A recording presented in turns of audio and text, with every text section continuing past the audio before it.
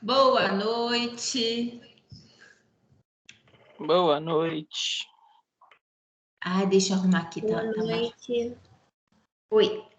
Podem, deixa eu ver. Tá baixinho aqui para mim. Deixa eu só. Falem novamente, gente, por favor.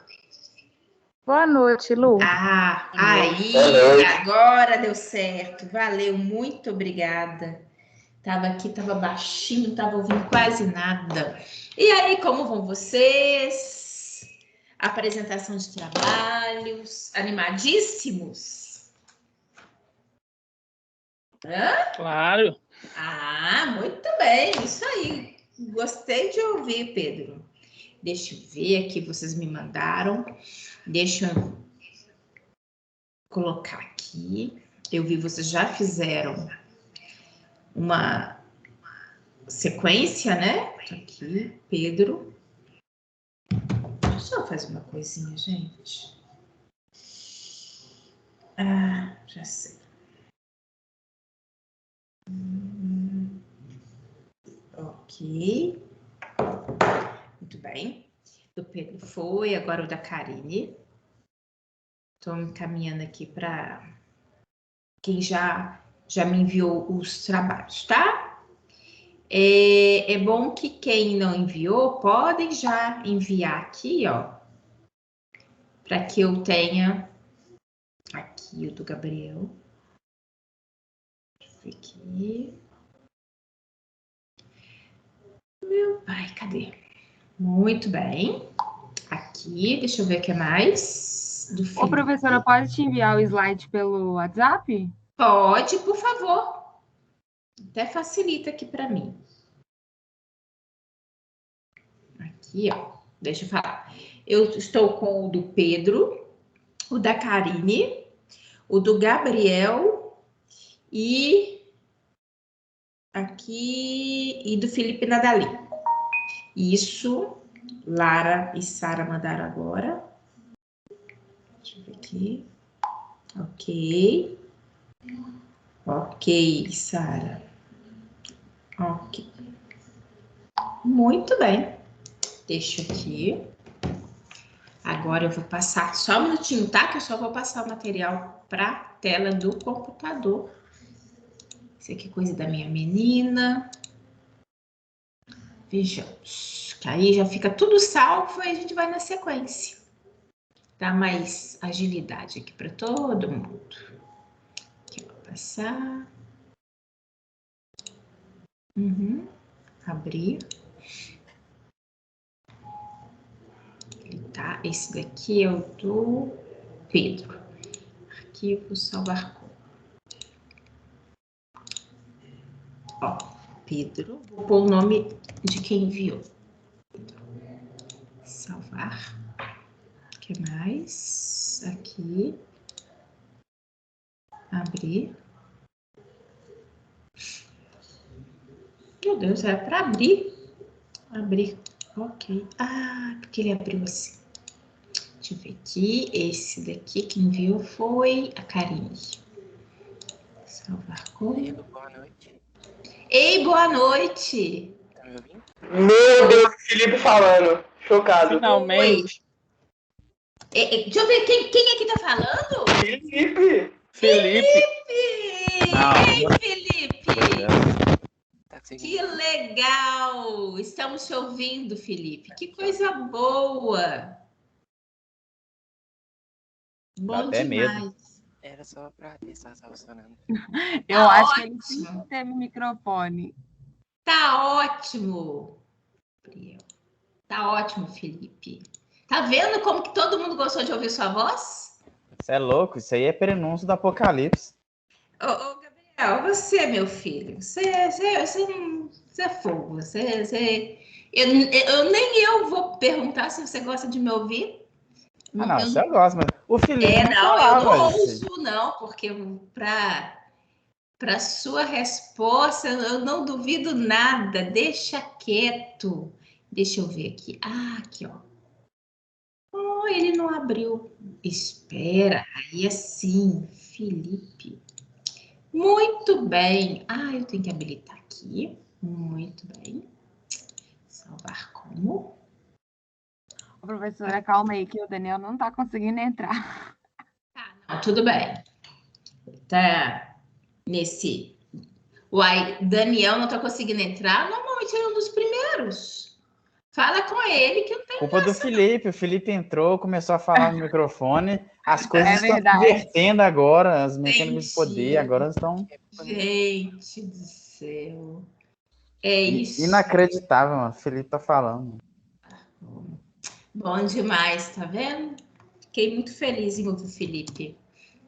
Clara, muito bom. Muito bom. Não, com isso. E tem mais alguém que esteja faltando me enviar? Porque aqui, ó, eu acho que agora tá de todo mundo. Abrir aqui. Esse não. Por que esse não tá? Abrir como? Ok. Deixa eu ver aqui. Agora. Não, tô eu abrindo como. Era para ser o da Sara, deixa eu ver. Não. Deixa eu só um minutinho. Porque era para ser o da Sara. Tá faltando o da Sara aqui. Ah, muito bem. Eu que comi mosca. Muito bem. Eu acho que agora eu tenho de tudo direitinho. Quer ver? Só vou salvar aqui. Isso. Sara. Arquivo. Salvar como?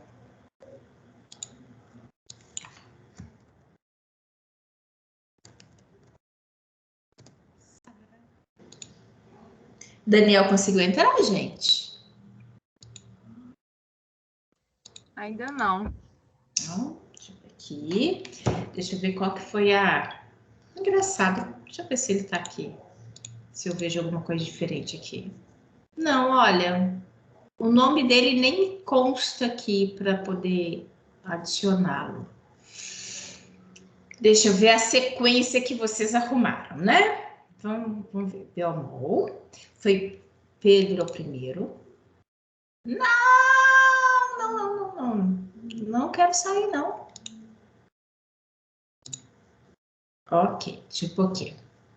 Pedro é o primeiro. Esse. Numerar. Pedro. Ok. Depois é o Felipe e Rafaela. 2 Felipe.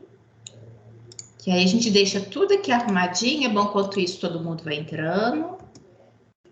E a gente deixa na sequência. Karine, Daniel. Cadê o da Lara? Deixa eu ver. Karine é o 6º. Ô, professora, tem como Pode o Daniel falar. entrar pelo AVA? Não, porque aqui é o link meu. Eu que fiz ali no AVA é outra via. Porque ele nunca teve problema, que coisa Pois estranha. é, não sei por que ele não tá conseguindo. Uai. Estranho. 4. Não tem jeito lá, ô Lara. Gabriel. Lá não faz. Não entra por aqui, não. Será que manda o link de novo para ele? Deixa eu renovar aqui o link para ele. Me manda o link, Né? aí eu mando De pra ele. repente, facilita. De alguma forma. Deixa eu pegar aqui, ó. Aqui, ó, o link. Eu vou encaminhar aí, tá? Eu vou pôr aqui no grupo. Tá, eu mando pra Porque ele. não é problema do link. Porque todo mundo entrou. Aí, ó. Tá lá na descrição do grupo. Tá? Eu nem sabia, Karine. Não, mas é porque tem hora que o Teams dá SBO mesmo. Já teve uma vez que eu não consegui entrar também, não. Não. Tem Eu lá. enviei, Aí, ó. eu sei que Vamos tá na ver. descrição, eu enviei o da descrição, ele não tá conseguindo entrar. Coisa estranha. Tudo culpa do Felipe. Não é. Tem certeza que não. Gente, engraçado, deixa eu ver aqui. E o de vocês que que eu salvei, que aqui, ó, até o trabalho de vocês, ó, é o que eu não tô conseguindo também salvar. Deixa eu ver. Abrir. Acho que é esse aqui. Abrir com. Deixa eu ver. Esse, não, esse do Rafa. Não. Não. Deixa eu ver. Que coisa. Vocês fazem favor. É o de vocês também, é o único que não consegui. Karine Regina. Aqui. Abrir. Vejamos. Esse. Não, esse é do Gabriel. Que coisa estranha. Abrir. Faz favor. Só de vocês também, que eu não tô conseguindo. Aqui, ó. Arquivos. Ó. Habilitar. Arquivos, salvar como. Olha. Área de trabalho. Vou colocar aqui. Lara. Que você que me enviou. Salvar. Ah, eu não achei. Sim. Vejamos. Vamos ver se agora vai. Lara, tá aqui. Muito bem. Deixa eu só ver. Gente, já tá todo mundo aí? Só é bom pra gente... 3. Boa noite, Lu. Que bom! Boa noite! Ai, graças a Deus. Nossa. Nossa senhora, é só no dia de apresentar que dá problema, não tem condição. Isso! Não, e foi só também o trabalho de vocês aqui, ó, que eu não tava conseguindo salvar também, não. Vocês rezaram hoje, na hora que vocês acordaram? Vocês fazem Não, favor, entregando viu? para Deus mesmo. Culpa do Felipe. Não. Coincidência? Acho que não. Quando está nas mãos dele, tá tudo bem, ó. 4, 5 e 6. 5 e 6. Então, agora tá tudo organizado, tá bonitinho aqui. Todo mundo entrou, então. Deixa eu só colocar aqui também o meu... Aqui, ó. Colocar, que eu sempre gosto. Eu acho que dá também uma organização até também ali para nossa gravação. Deixa eu ver. Isso, né? Ok, sempre aparece. Então, isso. Ótimo, gente. Deixa eu só dar uma olhadinha aqui, ó. Em termos da lista de vocês aqui, eu acho que tá todo mundo ok, né? Vejamos, olha. Luciana, Daniel, Felipe, Gabriel, Karine, Lara, Mariana, Pedro, Rafaela, Regina, Sara e Vitor. Tô sentindo a falta da Letícia. Letícia que também ainda não entrou. Mas aí, veja. Oi, Mariana. Tá joia? Boa noite. Tudo bem? É que a Letícia tá no hospital, ela tá com suspeita de Covid. Sério? Sério. Aí talvez ela não vai poder apresentar. Tá, não. Tudo bem.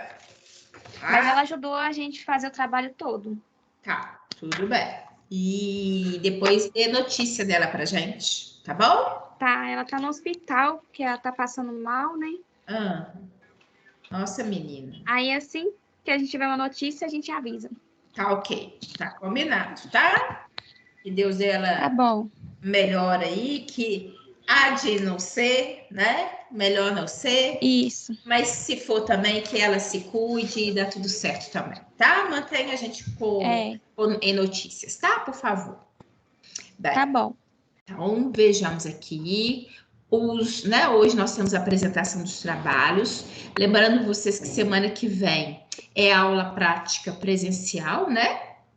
E da Biomol é lá na Timbiras, tá bom? Inclusive, né? Até aproveitando aí, gente, se porventura alguém tiver sintoma, tiver alguma suspeita, né, de Covid, por favor, nessa situação é só avisar, né? Não, a gente pede para não comparecer, para não ter problema de eventualmente ter transmissão, tá bom?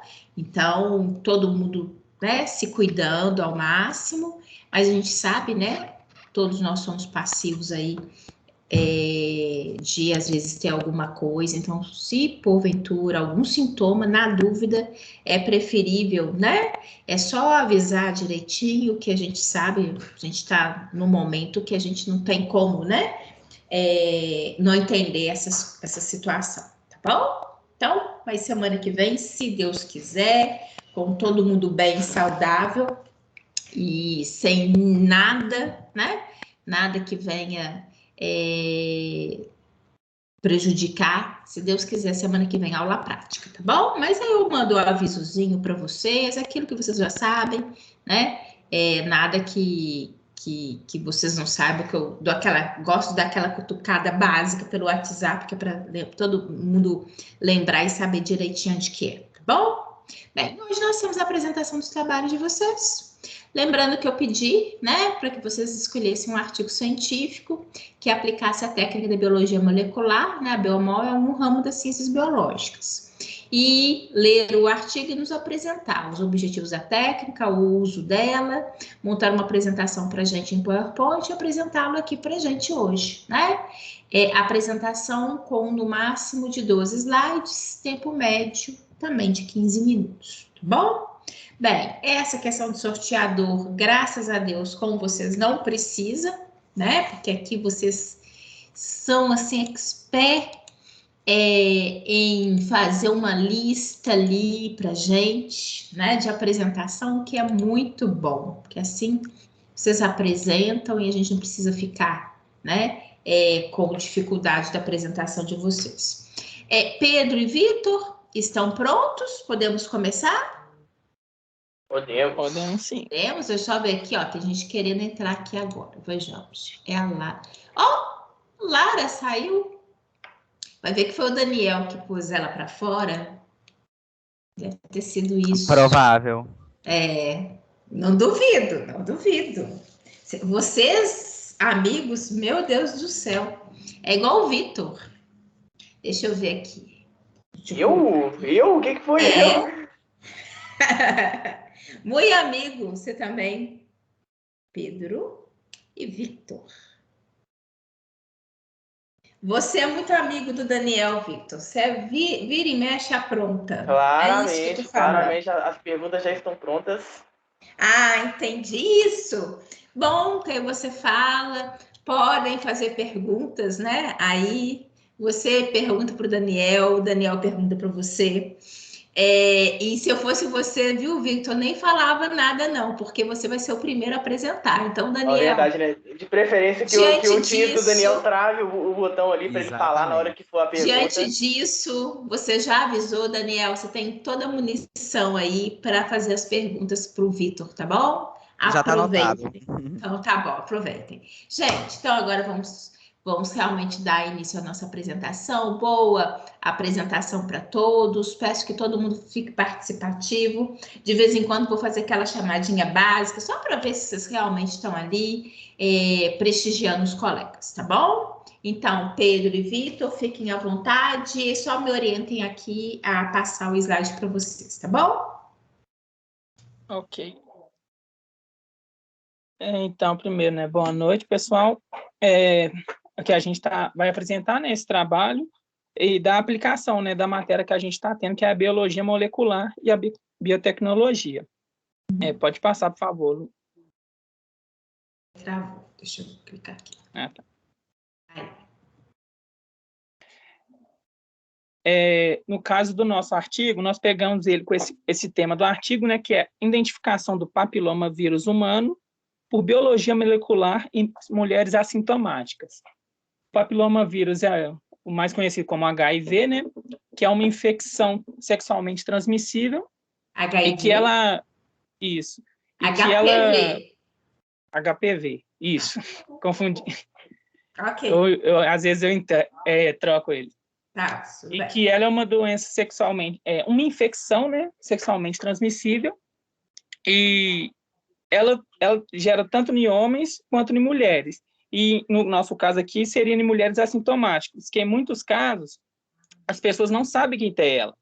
E, às vezes por vergonha mesmo, ou por constrangimento, não vai fazer exames, testes, e acaba não descobrindo que tem essa doença, né?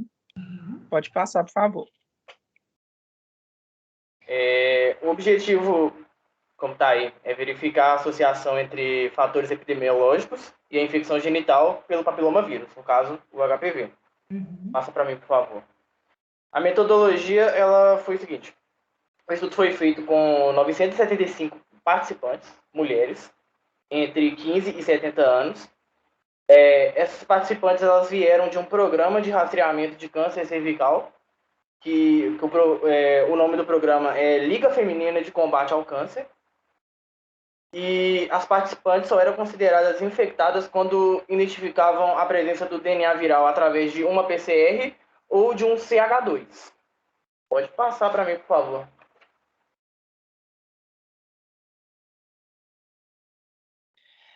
No caso desses, igual o Vitor falou, né, que as participantes só eram identificadas quando era por PCR ou CH2, que seria a captura híbrida. Que no caso aí, foi um dos métodos utilizados, foi a tipagem do DNA viral através desses 2 métodos que foi utilizado no estudo. Pode passar, por favor. Para detectar, no caso da PCR, para detectar o DNA do HPV pela PCR mesmo, foi usado os primers MY9 e o MY11, que amplificaram uma região muito conservada de 450 bases de gene L1 do HPV.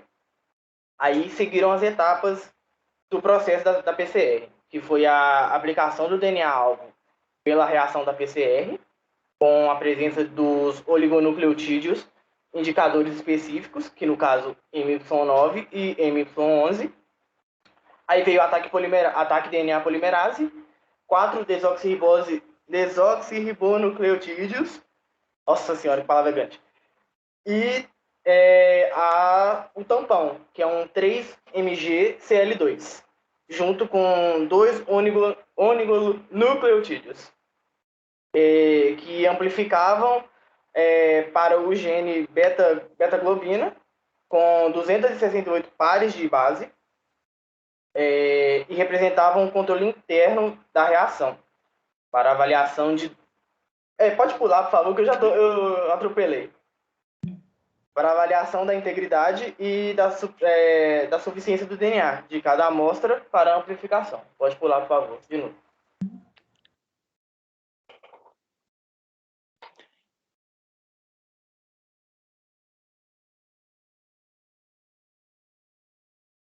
Ok. Pedro.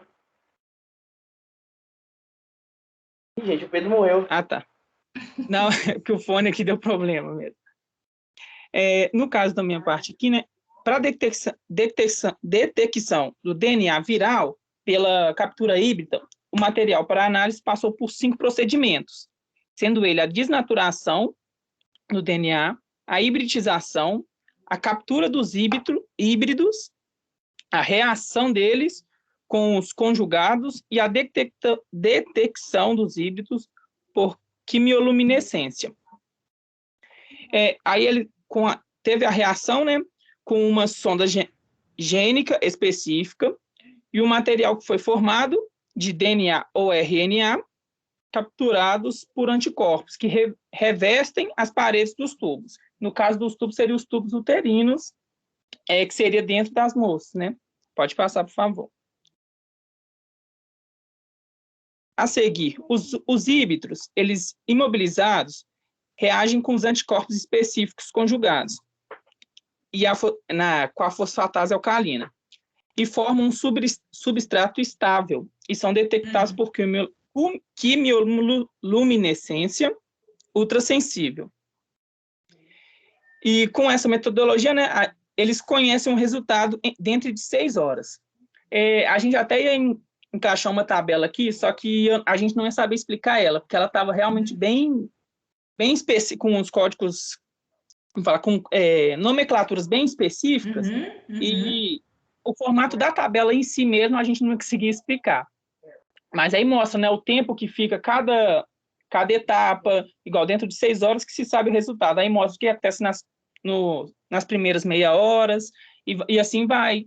Tem os crescimentos primário e secundário do vírus, e E assim vai em diante. Pode passar, por favor, Lu. Vale ressaltar que a tabela em si, tipo, quem tiver curiosidade para ver o artigo depois, ela mostra também que não é só idade nem peso de mulheres que eles levaram em conta. Tem quantidade de parceiro sexual, tem altura, literalmente tem uma lista bem grande do que eles levaram em conta para poder fazer os resultados. E mais o DNA e a CH2. Tá, mas os resultados, que é o que interessa. Então, entre essas 975 mulheres testadas, a tipagem viral do DNA ficou assim.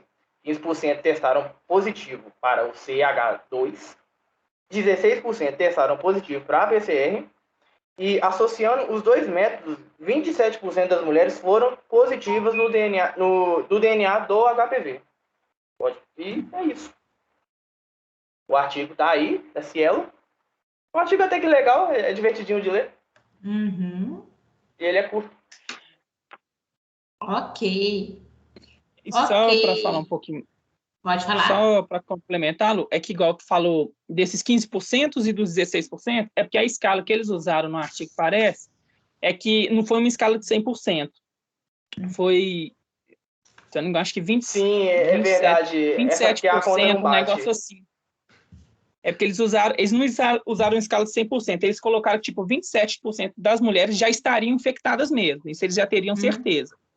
Só que aí, no caso, seria igual do caso do artigo, né, seria a detecção desse vírus através desses dois métodos. Uhum. Ok, na verdade, então, eles sabidamente já conheciam que aquele grupo de mulheres pesquisadas, cerca de 27% eram positivas, é isso que vocês estão falando. Eles já sabiam. Sim. Né? Sim. Aí eles queriam verificar. Uhum. Não, pode falar. O seu raciocínio é esse mesmo. O nicho já era das pessoas que já provavelmente tinham HPV. Eles só queriam verificar pela PCR ou pelo CH2. Entendi. Aí eles estavam utilizando para avaliar as técnicas, né? A eficiência de cada uma das técnicas na detecção. Exatamente. Entendi. No caso, igual dessa escala que eles usaram, pelo que eu entendi, igual 27% já estariam infectadas. Só que no caso, igual do artigo, é mulheres assintomáticas. Então, elas ali não sabiam ali em si, porque elas não expressaram fisicamente assim nada, né? Nenhum sintoma. Porque o HPV realmente você possa ser positivo e não necessariamente apresentar alguma sintomatologia. E estar positivo para ele já abre, né? Justamente o precedente, possibilidade lá na frente, principalmente se não tiver um tratamento, não for diagnosticado o tratamento, a incidência de colo de útero, né? Tanto é que hoje em dia tem aí a preconização para os jovens, né? Tanto meninas quanto meninos se vacinarem para HPV, justamente para tentar evitar, né? E essa vacina ela só é eficiente se realmente administrar antes de iniciação a vida sexual, né? Porque a partir de então, como vocês falaram, é um vírus que é sexualmente transmissível e que, nesse caso, né, a vacina, ela dá uma proteção maior aí ao organismo, que diante da presença do vírus, né, já consegue reconhecer e se proteger, principalmente em relação a essa possibilidade né, de ser uma causa de tumor lá na frente. Bem, o que eu chamo a atenção de vocês, Vitor e Pedro, peço a vocês que quando apresentarem um artigo, igual vocês aqui colocaram, inclusive, o endereço, super legal, que é importante mesmo, né? Porque para a gente poder ter acesso. Mas não deixem de colocar aqui, ó, foi logo no início, o nome dos autores, tá? Por favor, o nome dos autores do artigo. Aí até, na verdade, seria interessante colocar o nome dos autores e também, né, já, por exemplo, Revista Brasileira de Infectologia, enfim, fazer uma menção, porque ali as pessoas já, eventualmente, já têm até noção, às vezes pode até reconhecer, né? Às vezes é de um assunto, imagino que vocês podem apresentar para uma banca, alguma coisa nesse sentido. Então, é muito legal que vocês já apresentem, tá? Previamente aí a referência direitinho em relação ao artigo, tá? E fazendo menção, né, mesmo ao nome dos autores, tá? Eu achei interessante, muito legal, né? Afinal de contas, é a aplicação da Biomol dentro da área de saúde, né? Então, isso daqui para a gente é muito, muito importante. Uma das aplicabilidades que é justamente o que eu falei para vocês. Utilizar a Biomol em diferentes áreas, principalmente daquelas que eventualmente vocês tivessem mais interesse, né? E nesse artigo, eles saem descrevendo a técnica direitinho, como que eles fizeram. Nossa, tem uma parte da técnica que eu tive que ler umas 3 vezes, porque tem tanto código Sim. código químico, mas fala direitinho, é bem específico. Né, igual essa captura híbrida também, que se faz ali a raspagem, Fala. né? Pega o Eu só material. resumi aqui para poder apresentar de uma forma mais sucinta, mas o artigo fala bem direitinho e específico, e ainda tem um quadro também que ilustra. Ok. Alguém tem algum comentário? Eu tô vendo aqui, Pedro, sua mãozinha tá estendida. Pode falar, Pedro. Né, igual você falou, você perguntou da técnica, né? No caso, igual o Vitor falou, realmente, igual tem muita linguagem científica mesmo, e como eles detalham bastante, então, se eu colocasse no slide, passaria de 12 slides, que é muita técnica. Aí tem a parte que está, igual no caso que eu falei da captura híbrida 2, aí vai explicando um pouco da 1, o que acontece, aí tem o L1 do HPV, então realmente são coisas bem específicas, e nisso a gente deu uma resumida só para caber mesmo, senão não ia dar, não. Tudo bem, Pedro. Eu vi ali, Daniel quer fazer uma pergunta. Por favor, Daniel. Lógico.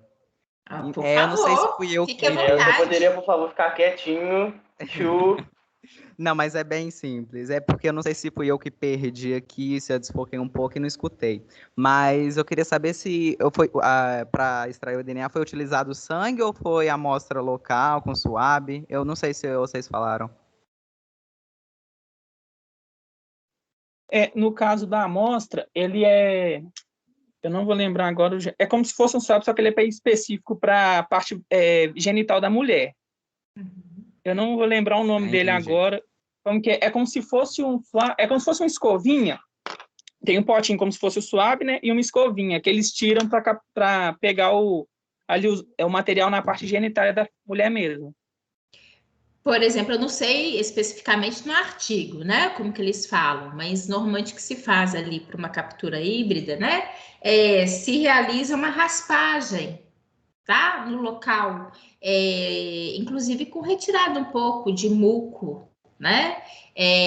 Porque fica ali na cavidade uterina, tem já um material que já é presente, né? Faz parte ali daquele ambiente feminino mesmo. Então, eles fazem uma leve raspagem ali, coloca na solução fixadora e para poder, né, observar esse material e colocar aí, processar em tubo de ensaios, enfim, para poder fazer, né, no caso aí também do PCR, enfim, para poder retirar o material. A amostra, normalmente ela é retirada ali, né, mesmo em loco, e normalmente, assim, a mulher precisa ir nesse ambiente, né? É um tipo de material que você retira no ambiente laboratorial e a partir dali já inicia-se o processo, né? Para até dar uma agilidade e não perder esse material, esse frescor e esse material para ser analisado.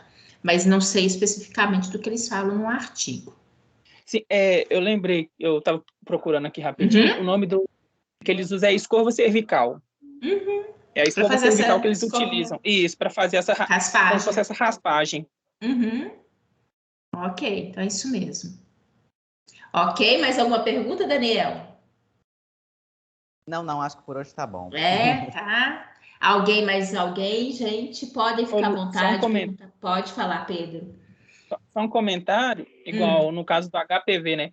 Não sei se o pessoal, assim, igual no ensino médio, a gente escuta muito eles se enfatizando só no caso das mulheres. mas no caso de homem também tem. Eu até li, acho que na Veja Saúde, na revista que estava aqui em casa, que, se eu não me engano, acho que 51% de casos assim acontecem em homens. As mulheres estão à frente por causa de, tipo, vamos pôr uns 2% a mais. Mas, tipo, tá quase equilibrado esses casos que acontecem. É muito importante, sim, Pedro, chamar atenção. Tanto é que os meninos também devam ser vacinados, né? E o grande detalhe, porque o HPV, assim como outras doenças sexualmente transmissíveis, nós mulheres às vezes somos mais susceptíveis a demonstrar sintomatologia. Então aí tende, né, diante dos sintomas, às vezes uma identificação maior. Mas não significa com isso que os rapazes não tenham. É porque, na maioria das vezes, eles tendem mais a ser assintomáticos. O que é, inclusive, ruim, porque tanto ruim para vocês, no sentido de não saber, né? Porque o sintoma, ele te incomoda e você corre atrás para saber o que é. E tem a oportunidade de tratar. E no caso do assintomático, ele não imagina, né? Aquilo que não se sente, não se desconfia. A não ser que, né, no caso, em termos das parceiras, né, ali uma vez identificando, enfim. Então, mas é bem interessante esse comentário, Pedro. Isso acomete tanto machos quanto fêmeas, né? Por isso que é muito importante ato sexual ser protegido, né? Existem várias doenças sexualmente transmissíveis e que por isso que é tão importante, né? A proteção mesmo. Então fica aí, fica a dica, né? Mais alguém quer comentar, falar alguma coisa? Não? Então finalizamos aqui com os rapazes, a apresentação deles? Sim. Sim, então muito obrigada, Pedro e Vitor.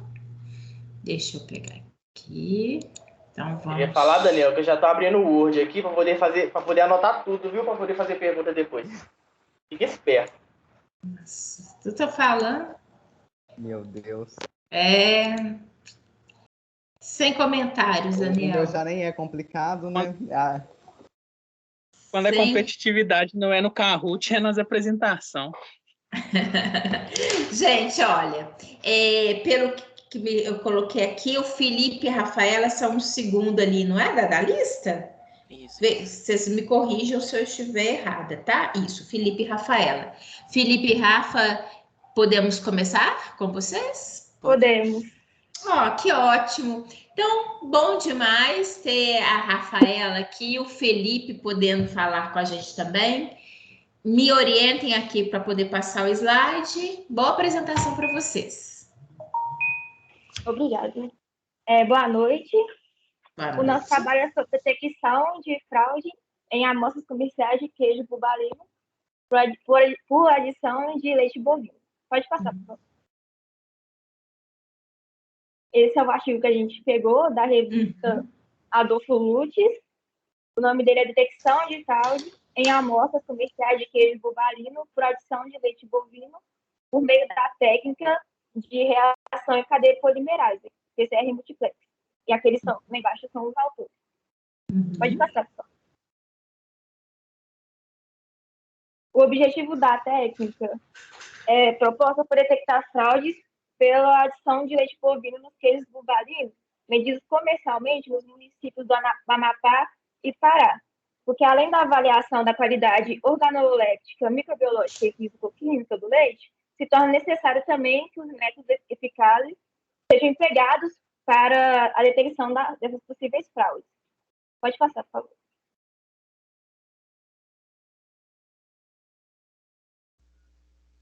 Se tiver passado é porque o meu travou aqui, a internet tá horrível. Tá, tudo bem, Felipe. Aqui tá aparecendo, assim, é o uso da técnica. Só agora. Ok? Eu vou falar do uso da técnica. Uhum. Vários autores eles relatam que tem várias técnicas possíveis para conseguir encontrar esses leites, esses tipos de leites. Só que eles usam mais o PCR, que é muito mais utilizado. Na verdade, eles utilizam mais o PCR multiplex. Não sei se ouviram falar. É muito mais utilizado. É igual eu tô falando aqui, no Brasil relatam a utilização do real-time PCR para utilizar a identificação e quantificação do material bovino em derivados, lácteos e carnes bubalinos. Porém, embora os referidos pesquisadores tenham comprovado a eficiência da técnica, poucos trabalhos têm demonstrado a presença de fraude em produtos bubalinos. Pode passar. Não sei se já passou, vi aqui tá travado. Tá, não, tudo bem. Eu já passei, mas pode Aí, ir. agora deu. Ok? E por essa razão, o presente trabalho tem por objetivo verificar a eficiência da técnica de reação em cadeia da polimerase multiplex para a detecção da fraude por adição de leite bovino em queijo de búfala e determinar a detecção em fraude acima de 10% de adição pela referida técnica através da produção de queijos fraudados contendo diferentes porcentagens de leite bovinos. E também é utilizada a eletroforese para o uso da técnica de PCR multiplex. Pode passar. Espera que travou de novo. Tá, não, sem problema.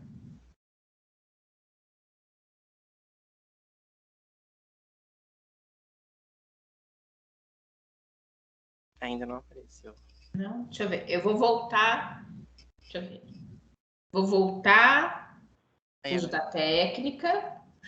PCR multiplex. Vê se agora vai mudar para você. Ok? Uhum. Eu vou falar um pouco sobre o PCR multiplex. A reação em cadeia de polimerase é um método molecular que seja empregado para a amplificação de uma região específica em uma costa do ácido. O PCR multiplex envolve a amplificação e arranjar a sequência em diversos fragmentos de DNA em uma única reação. É meio que... Passa, por favor. Uhum.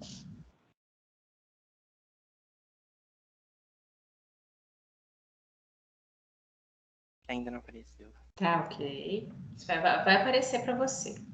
Olha só. Aqui tá bem lento também. Engraçado que para mim tá passando rápido. Tem internet. Vai, ó, eu vou mexer de novo para ver se... Ó. Tá, agora PCR multiplex. Agora tá? É o esquema. É só para explicar a diferença do PCR tradicional para o multiplex, que o tradicional você usa só um gene e pega um primer de um gene só. Com o multiplex você pode pegar diferentes primers de diferentes genes para conseguir.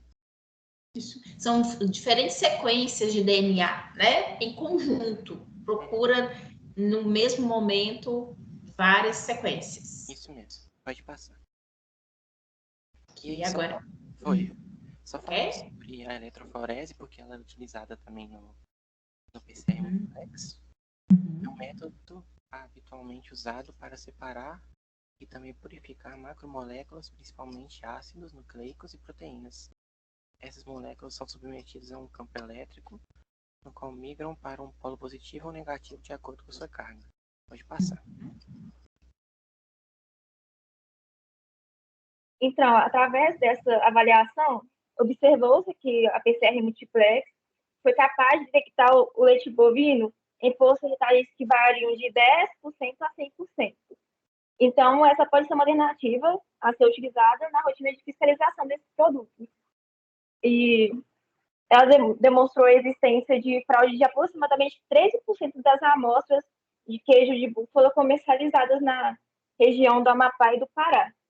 Então, isso reforça a necessidade de maior fiscalização por parte dos órgãos competentes para que o consumidor não se sendo enganado. E também existe riscos, né? Caso ocorra uma reação alérgica, por ele estar comprando queijo de búfala, sendo enganado, pensando que não tem leite bovino dentro.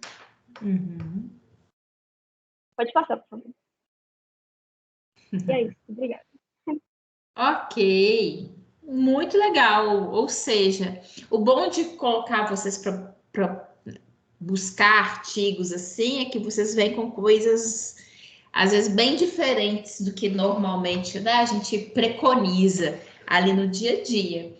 E é justamente isso, interessante mostrar a aplicabilidade da biologia molecular em frente até mesmo, né, em fiscalização, em verificar possíveis fraudes, e que é super importante de fato, né, igual isso que você comentou, Rafa, tanto por uma questão para não ser enganado, né, afinal de contas, qualquer engano nesse sentido é absolutamente inadmissível, como também evitar, tem pessoas que são alérgicas, ela está, né, fazendo a ingesta de algo que seja contrário ao que está sendo divulgado, né? Então, isso é muito importante mesmo, até por uma questão mesmo de saúde pública mesmo, né? Então, muito legal, interessante também essa aplicabilidade aqui que vocês mostraram para a gente. Alguém quer fazer um comentário, alguma pergunta? Podem falar, podem ficar à vontade. Nada? Eu achei interessante isso aqui, ó. Oi, pode falar. Pode falar, Felipe. Não, aqui é justamente isso, que o PCR, né, reação em cadeia da polimerase, que está ali justamente amplificando uma determinada sequência, né, de DNA que ele consegue com várias sequências, né? Então, isso é interessante. O que tem muito, né, na biomol é justamente isso, igual a gente fala de uma técnica, mas eles vão aperfeiçoando, eles vão pegando aquela técnica, colocando ingredientes a mais, né, possibilidades a mais. É por isso que acaba ficando ali, a partir de uma técnica, várias outras possibilidades, né? Então, realmente isso a gente encontra. E é bom, através desses artigos, mostrar, né, o tanto que isso realmente é possível aí dentro desse cenário. Ninguém quer comentar, falar nada, perguntar, comentar a respeito? Nada, nada? E o pessoal tá aí? Luciana? Luciana, presente? Estou presente. Ok, Lu. Daniel também falou que tá. Gabriel, presente? Não. Não tá. Karine? Tô aqui. Lara? Presente. Mariana? Tô aqui. Pedro? Aqui. Rafa tá apresentando. Regina? Presente, tá me ouvindo? Tô sim, Regina. Sara? Aqui. E Vitor? Você foi jantar não, né? Eu tô aqui. Então tá bom. Então tá bom. Correu da cozinha para responder. Oi, diga, Gabriel. O que eu te enviei no WhatsApp é o segundo, viu? Já adiantando. Eu dei uma atualizada nele. Gabriel. Gabriel. Deleta e baixou o novo. Foi mal. Entendi. Deixa eu ver aqui. Não, chegando agora do hospital. Olha. Ok, viu? Mandem abraço para Letícia aí, tá, meninas? Ela me escreveu aqui, mandem abraço para ela e tá ok, tá? Não vou responder para ela aqui agora no WhatsApp, não, mas podem falar que eu já havia aqui o aviso dela. Então tá, Gabriel, deixa eu me encaminhar aqui de novo. Deixa eu ver aqui. Muito bem. Então, deixa eu ver, agora nós temos um próximo, valeu. E isso daqui, né, é outra coisa só que eu queria chamar a atenção, isso que vocês fizeram, eu também gosto muito de fazer. Facilita, né, pra gente em termos de ficar ali copiando e tudo, e faz menção, viu? Então fica aí uma boa dica, fazer uma captura de tela ali do local do artigo e colocar, que é aquilo que eu comentei com os rapazes antes, né? Com o Felipe e com o Vitor, tá? É muito bom, porque assim, às vezes a pessoa já tem interesse, já anota ali, ó, né? Nós tentamos algo diferente nesse aspecto. Então Eu gosto de vejamos. fazer isso também, mas tem alguns professores que não gostam, não. De fazer? Eu gosto. Eu gosto. Assim, aqui pra gente, nesse sentido, sim, né? Se você eventualmente for fazer Isso aí no meu, eu fiquei com medo de você xingar. Não. Eu faço e acho muito bom. Nesse tipo de apresentação que nós estamos aqui, eu acho muito bem-vindo. Até eu faço. Eu já fiz indicação de artigo para vocês aqui, né? Nesse sentido. Então, lógico, você está ali apresentando o seu TCC, sua banca, seu mestrado, doutorado. Não vai, tem um padrão certinho, né? Mas aqui eu acho muito bem-vindo, tá? Na nossa apresentação aqui. Bem, então, não, deixa eu fechar. Não, é o meu aqui. Então, vejamos. Agora é o da Lara. É o trabalho da Lara. Da Lara, Daniel e Lu. Vejamos, Nossa. estão todos a postos? Podemos? Estamos. Podemos. Então, bom demais. Deixa eu só colocar aqui. Arquivo de vocês. Muito bem. Deixa eu ver aqui. Deixa eu anotar também. Só um minutinho, por favor.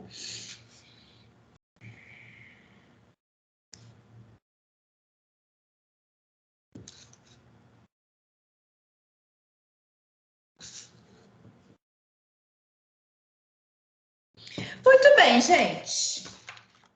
Podem, então, por favor, me ajude a guiar aqui o slide de vocês e boa apresentação. Estamos todos atentos. Sem perguntas no final, hein? Muito obrigado. Boa noite a todos. Pode passar, Lu. Então, essa é a nossa tecnologia. A Lara conseguiu colocar um QR Code para vocês conseguirem acessar aí o artigo, quem quiser, tá? Espera, deixa eu ver vamos ver se vai funcionar bonitinho mesmo. Deixa eu ver aqui, cadê o meu... Isso, eu não acho meu negócio de QR Vai que é um Code. Pix, né? Cadê os meninos? Não, eu vou fazer o teste depois. É porque eu nunca acho aqui, o povo organizou meu negócio aqui, aí. Gente. Não, eu vou achar, depois eu volto, só para ver. Se dá se der certo. errado, aí você tira ponto da Lara. Só isso mesmo. Não, pode deixar. Vai dar errado, vai dar certo que eu tenho. Já Não é? Não, pode, deixa eu ir aqui. Depois eu volto e faço o teste. Eu vou achar onde que tá aqui. Então, Ok, eu queria... muito legal. Isso aí. Não, pode voltar rapidinho só para me comentar uma coisa. Pode falar. Eu queria dizer que tá insuportável achar artigo, tá? Só tem Covid. Onde você vai olhar é Covid. Parece que tiraram todos os artigos que tinham e botaram só Covid. E aí, o artigo que a gente achou é um artigo em inglês, porque a gente é bilíngue, sabe? E aí, se chama A Influência do Polimorfismo Genético, ID, que são os alelos, da ECA em atleta de amadores de futebol americano no Brasil. A ECA é uma enzima que eu vou explicar um pouquinho mais para frente. E pode passar. Só para dizer que deu certo o QR Code, tá? Deu certinho? Obrigado. Até agora eu não achei o meu negócio aqui. Nada, porque eu fiquei com medo agora. Vamos, gente. Bom, o desempenho físico depende de uma variedade de propriedades biológicas e mecânicas. Essas propriedades elas podem ser metabólicas ou anatômicas, como, por exemplo, propriedades de tensão muscular e propriedades de fibra, capacidade cardiorrespiratória, força, comprimento e elasticidade do tendão. E, assim, como jogadores, atletas de futebol americano, busca aqueles atletas que têm um fenótipo mais, assim, robusto, mais forte, né? Não vai pegar um magrinho, sabe? Então, é isso que o artigo busca. Pode passar. O gene que codifica a enzima de conversão da angiotensina, isso, ECA, né, a sigla. Angiotensina é um hormônio que causa vasoconstrição e aumento da pressão arterial. Então, no gene que codifica, tem um polimorfismo, né, uma mutação, erro dos pares de base, e consiste na ausência de 287 pares de base, que seria a deleção, a perda desses 287, ou a presença, aí a inserção. Então, o alelo I, está associado à resistência e o alelo D está relacionado à força e potência. Então, uma pessoa que é homozigótica dominante, ou seja, desão, tem uma força maior, geneticamente que teoricamente, né? Do que uma pessoa que tem izinho, por exemplo. Pode passar. E o objetivo do artigo específico é analisar o polimorfismo genético da ECA no atleta de futebol americano. Pode passar. Foram utilizadas não uma técnica nem duas, mas 3, que foi o espectrofotômetro, que teve o objetivo de medir a concentração do DNA, e a eletroforese, consequentemente, utilizando a PCR também, que teve o objetivo da genotipagem. Na eletroforese, eles conseguem saber se a pessoa é desindesão, izinho, sabe? Se é heterozigoto ou homozigoto. Pode passar. Então, espectrofotômetro. As células foram coletadas a partir da raspagem da mucosa jugal, ou seja, a mucosa da boca. Então, pegaram o suave, vulgo cotonetão, né? Aí passaram assim na bochecha e coletaram as células. Posteriormente, as amostras foram centrifugadas e adicionado ao tampão de extração. O DNA foi separado dos resíduos celulares por centrifugação em gradiente de densidade, utilizando acetato de amônio. O DNA genômico foi, então, precipitado com álcool isopropílico e álcool etílico a 70%, isolado por centrifugação e, finalmente, ressuspenso em tampão de eluição. Ou seja, com o objetivo de ter a quantificação do DNA, por meio do espectrofotômetro, a quantidade de DNA da amostra. Pode passar. Para genotipagem, utilizaram a PCR, e aí foram esses primers utilizados para a amplificação do material genético. Então, colocaram a 95 graus por 5 minutos e de desnaturação inicial e liberação da enzima. Lembrando que isso tudo é feito pela máquina, né? Depois de 30 ciclos de desnaturação a 94 graus por 30 segundos, a 57 graus por 1 minuto ocorre o anelamento e a extensão do DNA 72 graus por 1 minuto e após 30 ciclos a extensão final de 5 minutos a 72 graus. Então, a cada temperatura vai ocorrendo ou desnaturação, ou extensão, ou anelamento. Pode passar. Até chegar na eletroforese, porque depois da PCR, você faz o que com a amostra? Aí você vem e joga na eletroforese, que é com gel de agarose, nesse caso, que é como se fosse uma gelatina. E aí a gente consegue identificar que o alelo D do gene da ECA gera um fragmento de 191 pares de bases, enquanto o alelo I gera um fragmento de 478 pares de base, contendo uma inserção de 287 pares de bases. Ou seja, como é que isso ocorre? Porque essa inserção dá mais pares de bases para o alelo I. Então, ele fica com um peso molecular maior do que o alelo D. Então, consequentemente, o alelo I vai andar menos sobre o gel. Mas ele vai ter um peso... Isso, vai ter um peso molecular maior. E aí eles conseguem saber. Pode passar. E aí a conclusão do artigo, só para não ficar vago. Os resultados do presente estudo mostraram que há uma maior representação do alelo D e do genótipo da ECA, né? Esse é por causa do inglês, né? Como a gente tem que fazer a tradução, mas é a ECA, a mesma coisa. E do genótipo da ECA DD em atletas amadores de futebol, quanto comparado a populações de não atletas. Porque eles pegaram essas amostras dos atletas e compararam com não atletas, para saber se tinha alguma relação.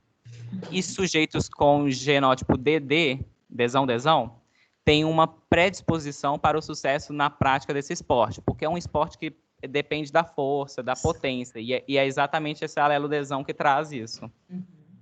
Pode passar. E é isso. Obrigado, gente. Isso. Muito legal. Muito bom. Gostei. Uma coisinha, gente, que eu quero perguntar a vocês, porque a gente trabalhou, né, semestre passado em biofísica. né? Vocês recordam que a gente falou sobre essas técnicas, né? Que aqui a gente vive, a gente cita, e tem até aqui, vou relembrar vocês isso, mas vocês também se recordam que a gente viu isso em biofísica, física e biofísica, não recordam? Sim. Né? E o restante, sem ser Daniel?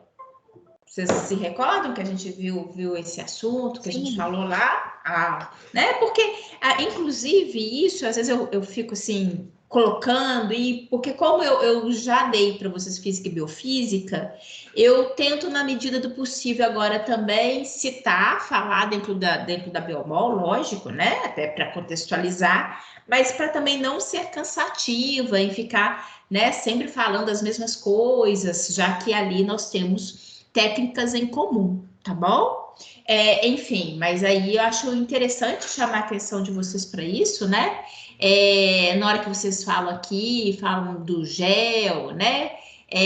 A gente, inclusive, nós vamos, na prática, nós vamos fazer novamente, mas também nós já fizemos, né? Então, assim, são coisas que eu quero chamar a atenção de vocês em relação detalhes que nós já vimos anteriormente, até mesmo em outra disciplina, e contextualizar e chamar aqui, ó. A gente está tratando agora dentro da Biomol, né, de um contexto específico dentro da Biomol, mas são as mesmas técnicas, né? Bem, deixa eu ver. Alguém quer fazer alguma pergunta aqui? Eu quero. Por favor, Vitor. Mas é básica, é só porque eu não entendi mesmo. Mas foi. Não, mas é sério. No começo ali que o Daniel falou das 287 pares de base. Aquela. Tipo assim, dá problema tanto deleção quanto inserção? Ou é só uma? Alguém tem um outro tipo de pergunta? Brincadeira. Então, porque a pessoa vai ter 2 alelos, né? Porque nós somos dizigóticos, né? Então, vai ter alelo que ela pode ter deleção, que ela vai ter perda desses 287 bares, e aí vai ser izinho. E no outro alelo ela pode ter a inserção, que seria incluir esses 287 pares de base. Eu não sei se era isso, se você pensa Não, que era isso ter e mesmo. não ter, né? Era o ter ou não ter, eu não tava entendendo, era isso, mas era isso mesmo. Obrigado, viu? De nada. E aqui, essa conversão da angiotensina, lembra aquele sistema renina-angiotensina-aldosterona? Nós já falamos sobre ele quando a gente falou sobre. A gente teve acho que é a Morfo, se não me engano, a Morfo comparada 1, que a gente falou sobre sistema renal, tá? Então, tem um sistema renina-angiotensina-aldosterona, que aí você fala onde que tem sistema renal aqui, né? Justamente porque ele ajuda a equilibrar o controle da pressão arterial, né? Então, é importante sim, essa enzima, ela é presente no nosso organismo e ajuda a controlar a pressão arterial, né? Então, por isso que foi citada aqui, realmente tem esse gene dessa conversão, né? Dessa enzima e que realmente dá uma amplitude aí maior, afinal de contas, pressão arterial ela está muito associada, né? Irrigação sanguínea, oferta de oxigênio, né? Afinal de contas, a gente está falando aí numa região muscular que precisa ali de ser altamente oxigenado para a realização das atividades, para força, resistência, enfim, nessa associação aqui. Alguém, Lara, Luciana, quer completar ou falar alguma coisa aqui para gente em relação ao trabalho que vocês estudaram? Não, o Daniel, ele é muito maravilhoso. Ele consegue falar tudo. Eu mando o Pix depois. Faz favor, Daniel. Vocês fazem favor. Lara, não? Lara? Oi, oi. Oi. E aí, Lara? Nada, não? Não acrescenta nada em relação ao que o Daniel falou? Não. A gente dividiu que ele ficaria com a apresentação e eu e a Lu ficamos com os slides. Entendi. Mas vocês também entenderam o artigo, tudo legal, né? Então, tá bom. Alguém? Deixa eu falar que a gente custou um pouquinho para entender, porque tinha coisa que da tradução que a gente passava ficava errada. Tipo, por exemplo, aleluia, na hora de você traduzir ficava alelo eu. Porque o ai em inglês é eu. Aí, nossa, até entender tudo. Entendi. Faz parte. Mas também é um outro exercício muito bom e muito importante, né? Que é fazer esse exercício de tradução de artigo.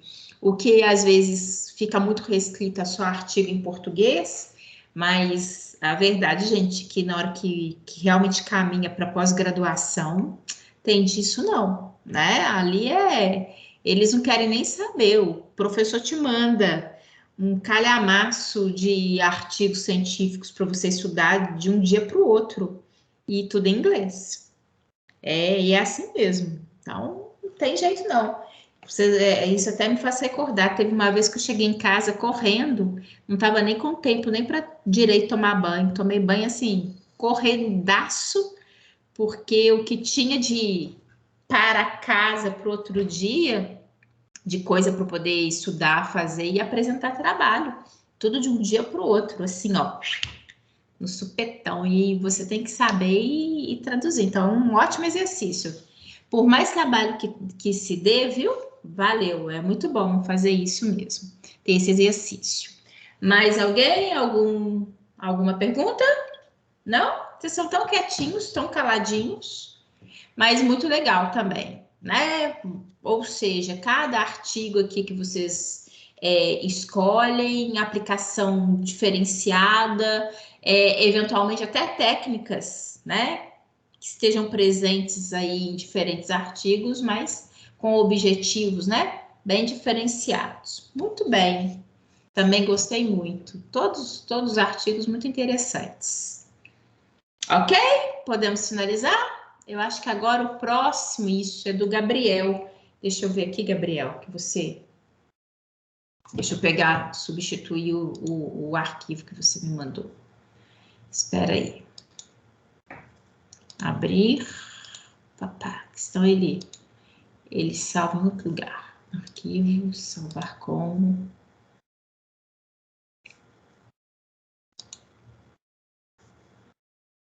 Área de trabalho. Deixa eu ver aqui.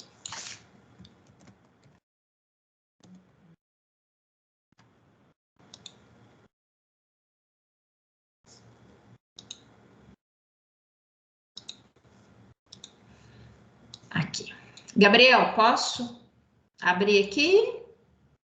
Tranquilo? Vamos iniciar a apresentação? Deixa eu só um minutinho para acompanhar aqui, ó. Deixa eu ver se tá isso, tá? Aqui o que eu tenho que fazer é isso. Deixa eu ver aqui, ó. Modo leitura. Isso, ó, dessa vez eu lembrei direitinho. Então, vejam, deixa eu só anotar aqui.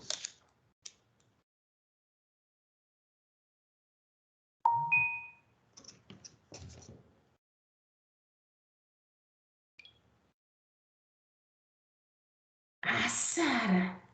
Oh, meu Deus! Tá, depois eu vou substituir. Deixa só aqui do Gabriel agora. De 10. Gabriel. Ok, Gabriel. Boa noite. Boa apresentação, boa noite. Você me orienta aqui, tá? A mudar os slides para você. É fácil. Vamos lá. Avaliação de contaminantes inorgânicos e orgânicos em álcool combustível utilizando a eletroforese capilar. Pode passar. Vamos lá, introdução. O uso do etanol como combustível no Brasil, nos dias atuais, se deve por acontecimentos que permeiam ao final do século... Portanto, esqueci. 19. Quando o petróleo tornou-se uma fonte importante de energia. Os preços do combustível mantiveram-se estáveis até a década de 70, quando instabilidades políticas na região produtora resultaram em conflitos que resultaram na criação da OPEP, que é a Organização dos Países Exportadores de Petróleo, que é lá do Oriente Médio, que passou a impor os preços e a controlar a produção como uma forma de pressão política contra Israel e seus simpatizantes, que é Israel, mesmo estando no Oriente Médio, é meio que simpatizante dos Estados Unidos e outros países ocidentais. Então, isso meio que foi uma estratégia política deles para fazer um boicote. A política dos preços da OPEP atingiu fortemente o Brasil, já que na época a produção do local de petróleo representava apenas 23% do consumo interno, fazendo com que dos 600 milhões de dólares investidos em importações de combustível saltasse para 2 bilhões de dólares, incentivando o governo a criar o Programa Nacional do Álcool, que é o ProAlcool, para minimizar os efeitos na balança favorável, né, que é exportar mais do que importar, ou pelo menos fazer uma importação mais balanceada, né, porque ficou muito caro, de pagamentos entre importações e exportações e diminuir a vulnerabilidade energética brasileira. Pode passar. Já mudei, tá? Ih, acho que o meu travou, hein? Eu vou sair e voltar. Não, aqui, ó. Eu volto, pode ser igual aquela hora do... Aí, ó, porque demora. Foi? É porque demora mesmo, não tem problema, né? A gente aguarda. Oi, pode ir. O resultado inicial do ProAlcool foi a produção de etanol anidro usado como componente da gasolina. Posteriormente, ele passou também a ser usado na forma hidratada como fonte única de combustível de motores de explosão, abrindo espaço para uma nova matriz energética proveniente dessa fonte renovável. Isso foi interessante porque até na época o álcool anidro, como ele já tinha esse poder de explosão, ele não precisava de usar aditivos na gasolina, como o chumbo, que era tóxico. E uma fonte renovável como a cana de açúcar, abriu essa possibilidade de uma maneira mais ecológica de se produzir combustíveis. Apesar de ter que rolar, às vezes, um desmatamento para poder abrir espaço para a plantação, né?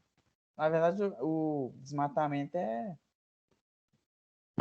como é que se diz? É mau caráter do ser humano, que talvez espaço tenha, mas como a economia, o pessoal sempre quer lucrar mais, então eles acabam fazendo da forma errada para poder obter vantagem. Mas enfim. Apesar do uso do álcool ter como meta inicial a solução de um problema econômico, indiretamente algumas vantagens ambientais resultaram do uso do produto e o crescente uso de etanol no panorama brasileiro, porém, de alto crescimento da demanda por este levou à criação de inúmeras destilarias espalhadas pelo país. Ou seja, isso meio que faz perder o foco para manter um padrão de qualidade, né? Pode passar. Uhum. Aí, em detrimento desse... Só estou esperando... Tá. Aí, em detrimento desse problema de padronização, né, de manter a qualidade, esse estudo ele meio que visa estudar as diferenças do padrão estabelecido pela ANP. A ANP é a Agência Nacional do Petróleo e ela que meio que delimita essas faixas de como a qualidade do combustível deve estar. Pouco aditivo, muito aditivo, etc. Aí o estudo ele vai usar algum método de separação para poder ver se o etanol ele está vindo meio que nesse padrão. O slide ainda não passou aqui, não. Até agora não? Não. Só um minutinho, deixa eu voltar. E parece encostando muito no microfone, Gabriel. Que aí vira e mexe dá uma interferência aqui. Olha, vê se agora aparece para você. Apareceu? Ainda não, espera um Para mim travou aqui também. Está em desenvolvimento. Aí foi. Não é? É para estar desenvolvimento. Agora passou. Ok, valeu. O microfone tá ruim. Vou comprar outro. Culpa do Felipe. O dele chegou, o meu piorou. Vamos, Gabriel. Tá bom. Beleza. O transporte, manuseio e o uso de combustível é responsável pela maior parte da emissão de compostos orgânicos voláteis para a atmosfera nos grandes centros urbanos, porque esses voláteis estão presentes na composição do etanol, né? Segundo a lei de Lavoisier, né, nada cria espécie, tudo se transforma. Na queima de combustível, eles são soltos. Devido a isso, surge a necessidade de se conhecer a composição do álcool passivo de emissão, ou seja, fundamental é o conhecimento da composição do álcool para que existam parâmetros que permitam o estabelecimento de normas de estocagem e manipulação de álcool combustível. Bom para poder manter uma qualidade do produto, ser eficiente e também regular os níveis essa quantidade, né, de componentes voláteis que emite, né, para não ter demais e ser mais um poluidor do que necessariamente a fonte de energia. Objetivo: a avaliação de contaminantes inorgânicos e orgânicos em álcool combustível. Técnica usada neste artigo foi a eletroforese capilar. Pode passar. Isso. Eletroforese capilar. Ou CE, que fica no inglês, né? Por que foi essa e não outras técnicas de separação? Os outros métodos clássicos para a análise de ânions inorgânicos, tipo a via úmida, os colorimétricos e os cromatográficos. E por que não foram estes, né? E também para determinação de álcools e aldeídos, os mesmos outros dois ali, exceção a via úmida, né? Por que não foram estes para poder fazer as mesmas coisas? Os métodos de via úmida são pouco sensíveis e exigem, às vezes, várias etapas que, devido ao número, né, acaba meio que complicando ou servindo de tipo como é que fala? Impertinência na hora da execução do trabalho, né? Tem que ser eficiente e rápido. Os métodos colorimétricos.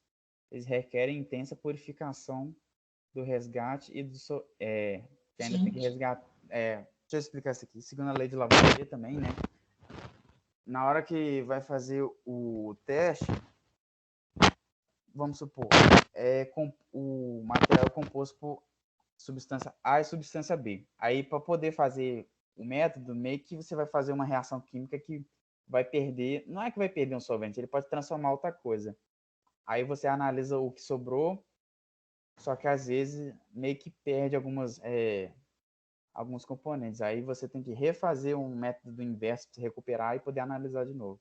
Eu vou explicar isso mais depois no final, mas é só meio que adiantando. Aí como que requer outra reação química para poder haver o resgate de solventes, isso meio que aumenta os custos da produção. E os métodos cromatográficos, ele até tem uma vantagem, que ele pode especiar os componentes. Ele é preciso nesse quesito de delimitar cada qual o componente que está sendo utilizado. Só que ele é muito caro, são muitos solventes envolvidos para poder utilizar a técnica. Demora muito para poder analisar, às vezes pode até ser um tempo assim meio médio, mas demora muito para poder analisar os resultados, né? A máquina gerar o resultado ou leitores profissionais. Eu já falei que é caro, e entre outros motivos. Aí foi por esse motivo que eles tentaram usar a eletroforese, que não é comum nesse tipo de estudo, mas eles falaram que poderia ser inovador e poderia diminuir muito os custos, assim, tornando o método eficiente. Então é meio que um teste pioneiro, o pessoal tentando fazer uma alternativa que pudesse ser mais viável do que os métodos padrões. Pode passar. Que estão até bem intencionados, né? Se for para reduzir os custos, essas coisas. Tá certo. Esperando o slide passar aqui. Tá. Tá em eletroforese capilar.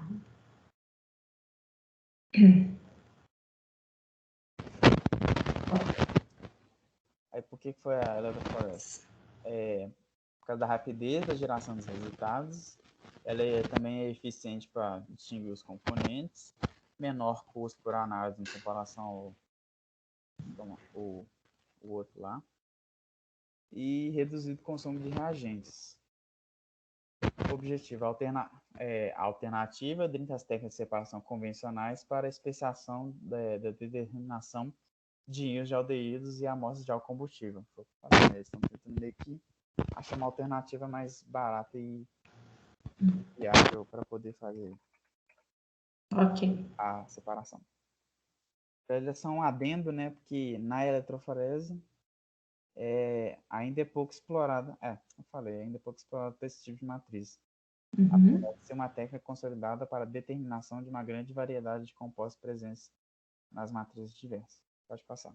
Esse é o povo do laboratório tentando fazer uma inovação. Pode passar. Já passei. Então, aí, foi. Aí, mais especificamente, eles também, adicionando a eletroforese capilar, eles fizeram uma variação na técnica, adaptando, né, já que eles estão tentando fazer uma alternativa, aí eles adaptaram para usar em solução livre, que é a maneira como eles colocam os solventes e que tipo de solvente que eles colocam na máquina, né?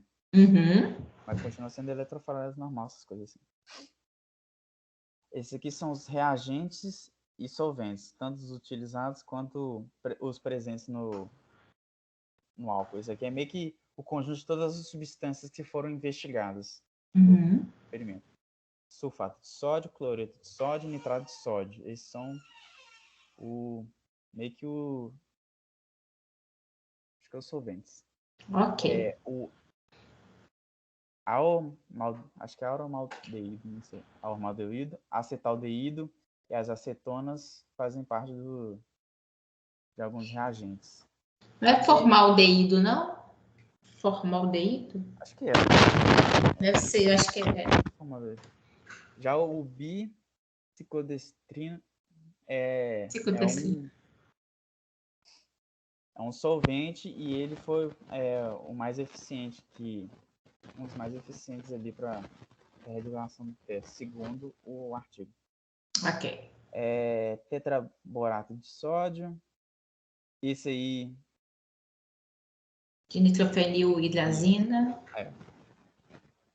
Esse aí também foi um dos melhores que apresentaram resultados em comparação aos outros dois ali que não foram tão eficientes, que é 3-metil-2-benzo-tiazolinona, hidrazona e o decidilsulfato de sódio. Ok. Então, segundo o artigo, as estrelas foram o DNPH e o biciclodestrina. Detecção dos resultados da eletroforese capilar. Tendo em vista que a maioria dos íons inorgânicos possuem, que é tipo o formaldeído, acetaldeído, acetona, não possuem baixa ou nenhuma absorção na região UV do espectro, a detecção indireta é o modo de detecção mais utilizado para a análise dos ânions. Por exemplo, métodos cromatográficos, o componente se brilharia. Aqui é meio que o inverso, aqui é meio que vai analisar a sombra, já que não pega muito no V. Vou passar. Esse é só um detalhe da eletroforese. Os íons podem ser separados simplesmente por diferença entre suas mobilidades elétricas no meio ácido. Então, os solventes são usados ali, são meios ácidozinhos, e eles meio que ajudam na utilização dessa sombra do espectro V que eu falei anteriormente. E essa parte da diferença entre a mobilidade é a eletroforese normal que a gente viu. Devido à carga, o peso, cada molécula move diferente, velocidade diferente. Os resultados indicam que o acetadeído é a impureza majoritária e sua concentração possui uma ampla variação nas diferenças das amostras avaliadas. Então, eles pegaram acho que umas 3 amostras diferentes de etanol para conferir, e em todas elas o acetaldeído é a que maior apresentou a quantidade, e das amostras passou do limite permitido pela ANP.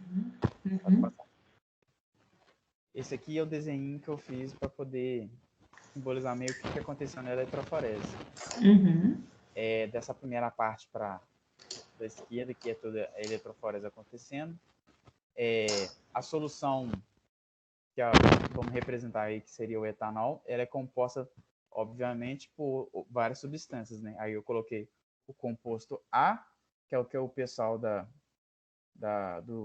artigo estava querendo encontrar, né? Que eram meio que as impurezas em si, para ver se elas estavam no padrão no limite, ou acima do limite, ou abaixo do limite.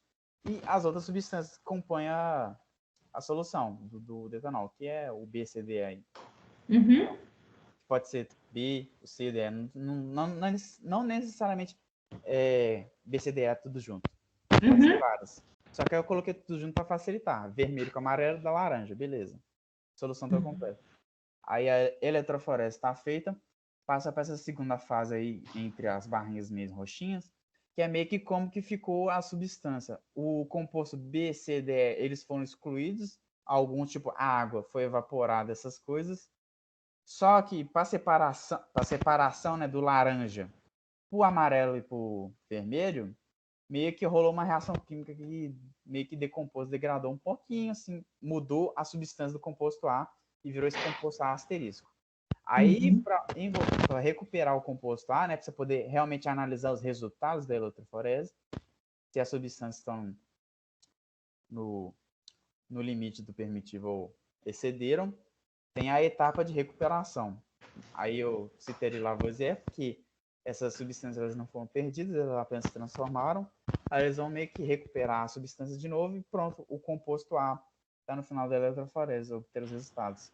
A máquina vai gerar, a quantidade tal do composto A, aí eles vão lá na legislação da ANP e confere se essa quantidade excedeu ou não o permitido. É como se fosse evaporar a água salina para você obter o sal, só que um processo mais complicado. Aí, dependendo da quantidade de sal, eles analisam. É mais ou menos isso. Pode passar, eu acho que acabou. É isso. Aí tá o link. Esses são os autores. Foi um projeto brasileiro. E parabéns aos cientistas, né? Foi uma opção alternativa mais barata e um processo até que interessante. Ok, Gabriel, isso mesmo. Realmente é isso que a gente comenta aqui, né? Pega a Biomol e consegue trabalhar, fazer alternativas, né? Ali diante do que realmente contextualizar de acordo com o objetivo também que cada pesquisador tem ali, né? Então é muito legal e é muito bom mesmo. E no que se refere toda essa questão de combustíveis, né? É fundamental aí sempre também ter essa questão de menor custo, né? Boa eficiência com menor custo. Então é muito interessante, sim, Gabriel. Bem complexo, na verdade, né? E principalmente que aqui você destrinchou, tentou aqui destrinchar para a gente em relação ao artigo, né? O artigo, ele é Pode falar. Pode falar. É porque o artigo ele não é muito grande, só que tem que ler umas 2 vezes assim para entender, e aí você vê as tabelas que eles colocaram lá, não fica muito claro. Aí por isso que eu também resolvi fazer aquele desenho para pôr de uma vez, né? Para mostrar como é que funcionou, porque só falando assim, eletroforese, fica difícil de entender. Desse jeito eu tentei deixar um pouco mais claro. Né? Ok, Gabriel. Você bota os solventes lá, né? O solvente ficou meio ácido para poder ficar mais eficiente. Botou aquela carga elétrica da eletroforese, os compostos se degradaram, separaram, essas coisas do tipo. Eles fizeram a etapa de recuperação para poder decompor, restaurar o composto que eles queriam analisar, que eram os aldeídos, forças. Depois analisaram a quantidade que sobrou. Lavoisier, química e biomol. É isso. É muito legal. É isso que tem interação de tudo, né? Não tem jeito. Sempre tem isso, para a gente é muito importante. Quero saber se alguém aqui tem alguma pergunta, comentário a fazer, podem falar. Só um detalhe. Capilar é porque o instrumento da eletroforese, ele não sei como é que fala, tipo, os terminais sensíveis, né, para poder detectar substância, mudanças, etc., eles chamam de capilares, por isso mesmo. Isso mesmo, Gabriel. Pode falar, Daniel. Assim, eu achei um pouco complexo porque, assim, acho que meio que fugiu um pouquinho de biologia molecular, porque foi interessante ver a eletroforese não sendo utilizada para DNA, RNA, proteína. Então, achei que é um pouco mais complexo mesmo. Sim, é porque é uma área que a gente está longe do que normalmente a gente trabalha, né? A gente tem ali até mesmo de um linguajar nosso, uma aplicabilidade nossa, né? mais próximo da biologia, isso aí é realmente mais próximo ali da química, né, Daniel? Sim. A gente entender um pouquinho mais, porque a gente já tem um processo, ocorre a verificação e tal, mas foi interessante. Não, é legal, é bom, é muito bom. Eu adoro quando tem essa questão dos trabalhos, porque sempre tem essas vertentes. E elas são muito boas porque, por mais até mesmo que a gente ache mais difícil, até para poder entender, né, mais complicado ali, mas te mostra aplicabilidade. E principalmente porque hoje é tudo muito tranquilo, né? Porque tá ali dentro de um cenário de disciplina, mas daqui a pouco, gente, vocês são profissionais. Daqui a pouco vocês estarão aí em diferentes situações e que possa ser que vocês precisam de lançar mão, né? Ter alternativas, ter situações, pegar um artigo científico que não seja necessariamente daquele meio convencional que a gente normalmente tem mais acesso, possa ser necessário, depende muito do campo que você for. Afinal de contas, biologia, né, ela trabalha aí no cenário muito amplo. Então, é importante sim, viu? Por mais que a gente ache nesse momento mais difícil, porque realmente não foge mais, né, do nosso dia a dia, mas é bom para a gente verificar essa possibilidade, né?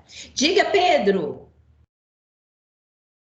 É que na hora que o Gabriel foi explicar sobre o capilar, aí minha internet deu uma oscilada, eu não entendi muito bem. Por que eles colocaram esse nome como capilar? O aparelho da eletroforese capilar, ele é diferente da eletroforese normal. Tipo, para a identificação de que as substâncias elas estão correndo de acordo com a carga elétrica, né? A carga elétrica está acontecendo lá e ela está separando substâncias. Vai ir detectando que as substâncias estão se movendo. Tem meio que um aparelhinho sensível dentro do aparelho em si, que o nome os terminais se chamam capilares. Aí é por isso que são estruturas realmente que lembram capilares, inclusive. São fininhos, é por capilaridade que tem essa passagem do material. Agora, é bem específico. Diga, pode falar. Terão uma dúvida, porque na eletroforese, a primeira coluninha ali fica um exemplo, né? Para te ajudar a auxiliar para ver o quanto. Peso, controle. Isso. Nesse exemplo de eletroforese capilar também tem isso? Porque foi usado com combustível, eu não sei como que funcionaria.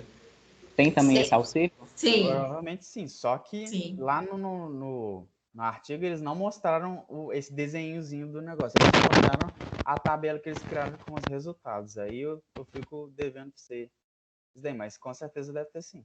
Tem sim, Daniel. Precisa. Porque isso é uma questão de controle mesmo, né? Até mesmo para poder saber e comparar aquele material que eles estão estudando em relação àquele padrão, às soluções que sabidamente, né, possa estar ali presente. Então, precisa de ter sempre essa via, né, de realmente de padrão para comparação, tá? Obviamente aí dentro de uma especificidade deles, mas tem que ter. Mais algum comentário? Pergunta? Ressaltando uma coisa que o Daniel falou, que realmente é um processo complexo, porque lendo o artigo, dá para ver muito que precisa daquele balanceamento da quantidade dos reagentes e solventes. Então, não é uma quantidade aleatória. Começa a acontecer muito o que a gente estava fazendo com a Juliana lá no segundo período de Química Básica, que é fazer aquelas contas para poder balancear na proporção, né, dos reagentes. Aí já começa a envolver aquela... Olha a quantidade de reagente. Quantidade muito grande de reagentes ali a trabalhar, e sempre, e isso tem. Então já... Né?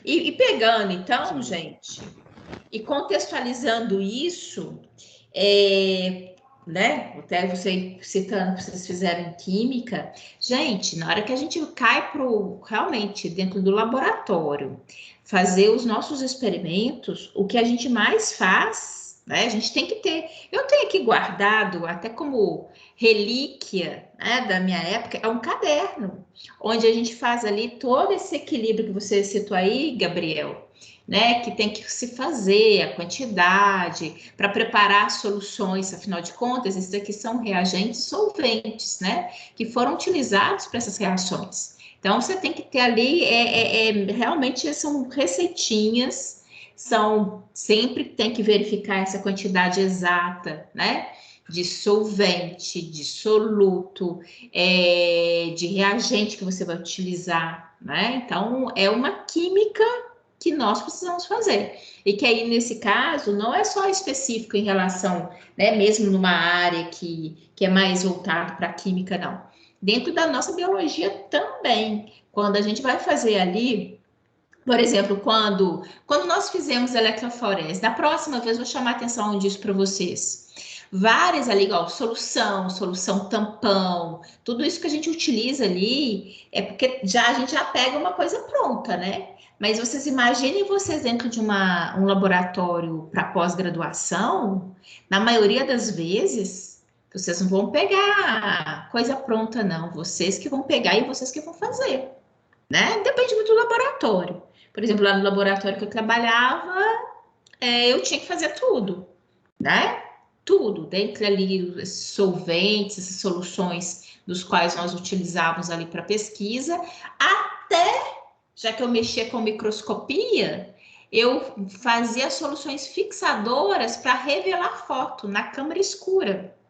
Eu que fazia isso dentro lá da câmara escura.